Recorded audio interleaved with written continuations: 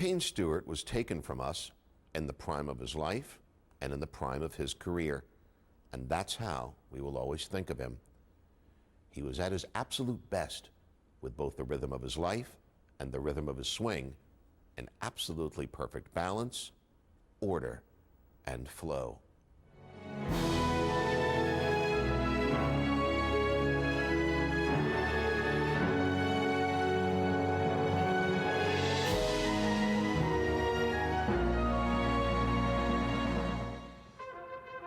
The first great player to lavish the same attention on his clothing as he did his swing was 11-time major champion Walter Hagen, who said, "Never hurry, never worry, and stop and smell the flowers along the way." Before Payne Stewart's life and career were cruelly snuffed out at the age of 42, he too stopped to smell the flowers, and he learned to stop to smell all of the flowers along the way. At first meeting Walter Hagen, people judged him by his look, by his cover, but they soon realized this was a man of content. People used to judge Payne Stewart by his look, by his cover, by the flash of his surface. But as Payne matured in his late 30s and early 40s, we began to look deeper, and we appreciated some realities we may have overlooked before. That you can only be cocky and get away with it if you have something to be cocky about. And Payne Stewart had the work ethic to develop and maintain his God-given talent. Payne Stewart met all of the requirements of a major champion. He had learned to seize the moment when presented. He had learned that even the best players hit the occasional scruffy shot. He had learned to hold the critical championship-defining putts.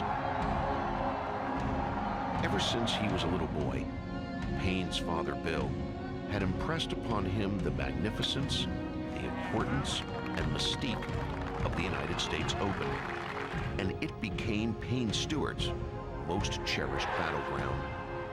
He won in a playoff in 1991, when we were still inclined to judge Payne as a work in progress. And he blew a couple, and we were still inclined to wonder about his ability to close. But in 1999, Payne treated us to the full power of the combination of his extraordinary gifts and the work ethic that refined them.